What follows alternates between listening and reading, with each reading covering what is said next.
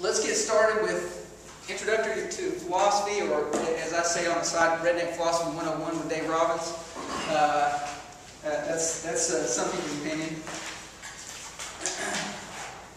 What is philosophy? Somebody tell me, give me a definition of philosophy. What is it? I Googled it today. What's that? I Googled it today, so I didn't really know the exact definition. What'd you come up with? Well, it's like, why, well, like, not why is, I don't know how to explain it. That's okay. Well, I don't know, because it didn't really give me a really good answer, but it, like, why things are the way they are. Kind of, does that make sense? Some of it, yeah. Why things are the way, the big question, why. Right, like why, yeah. We all have that why. My 5-year-old, why, yeah. Why drives me nuts with the why, But that's what we do. Those of you old enough to remember the old Pledge commercial, the kid, why aren't you destined with Pledge? Why? You have that question. And yeah, so the why of the universe. That's a good one. Okay. Is that kind of what we're saying? Anybody else have an idea of what philosophy is? It's the love of wisdom. Okay. Systematic critical examination of the way we judge and evaluate. That would be a really good answer on like a test that you might see. Yeah, that's like textbook. Oh, that's because she's reading out a textbook. Right. Okay. Yeah, it has a variety of meanings. When we talk about my philosophy of something, what are we meaning? What are we saying? You all have a philosophy of something. That's a generic philosophy, I would say. We all have a kind of a generic, we have our own personal philosophy about things, and it changes day to day sometimes. What do you think? So yeah, it's what you think, how you think about a particular, what's your philosophy, for example, of parenting? We got some parents in here, some young parents in here.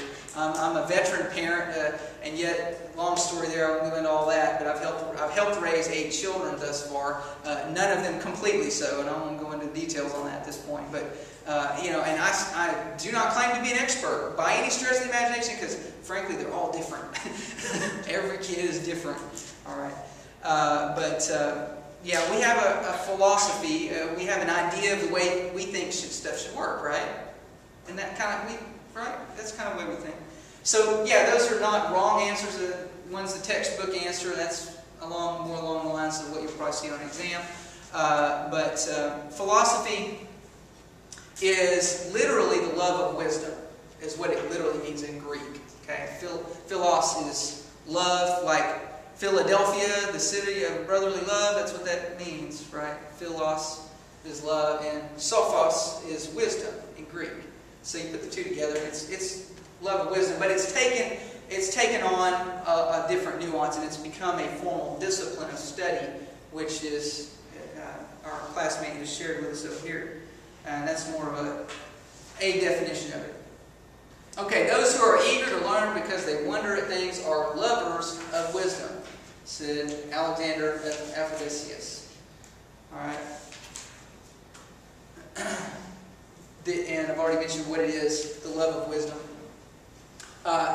Historically, and she said it's a systematic critical examination of the way we judge, evaluate, and act with the goal of making ourselves wiser, introspective, and presumably better people. Is that exactly what the book says? There's a little, I don't know if I have exactly. Yeah, it's pretty much. Okay, I deviated a little bit there.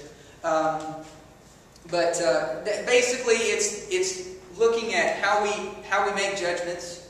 You make judgments all day long. Did you know that? We say, don't judge me. Oh, we make judgments all day long about all kinds of stuff. It's actually running in the background.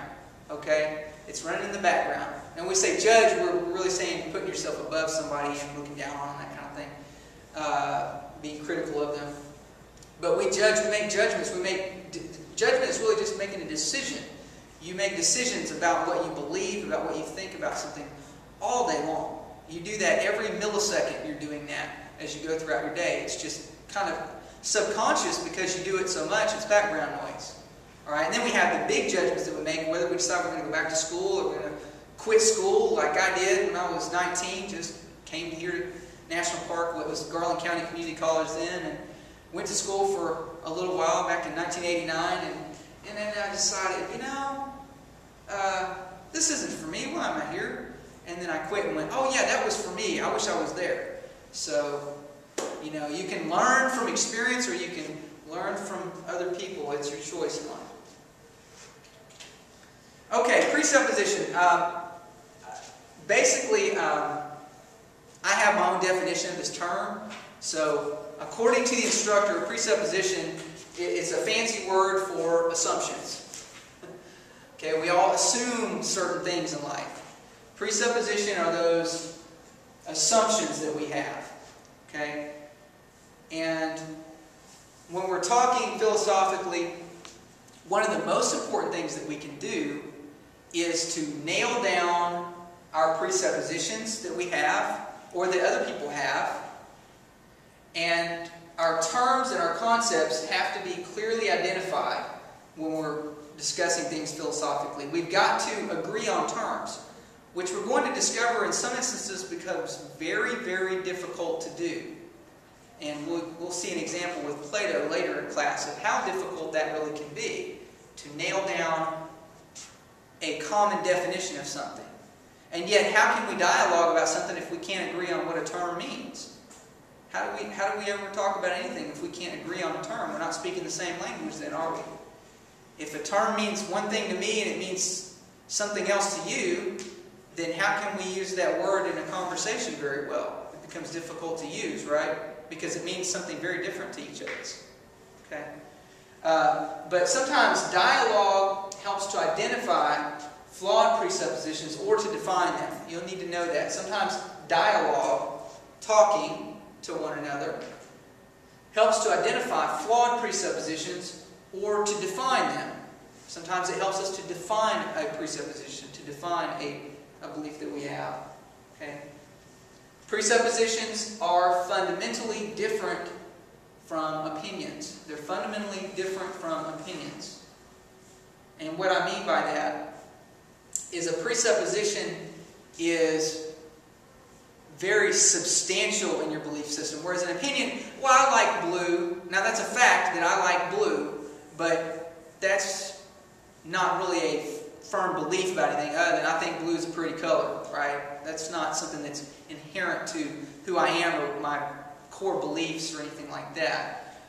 So presupposition could be that that blue actually exists, though. She's got blue on her shirt. She has blue on her shirt. He's got a blue jacket, right? Blue exists. Oh, only to find out that blue is really a phenomenon of your eyesight, for example. Okay, that's an example. I'm just saying that does blue really exist, or is blue just what your eyes pick up and the way they respond and transmit into your brain an interpretation of what we see? How do you know that what you see as blue is the same as what I see as blue?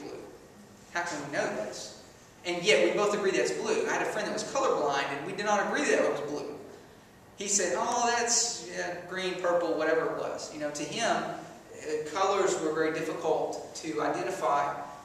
He didn't see things, obviously, the same way we saw things. But these are the kind of things that we'll talk about. How do we know what's in someone else's mind? How do you know what's in my mind? Well, can we? Can you know what's in someone else's mind?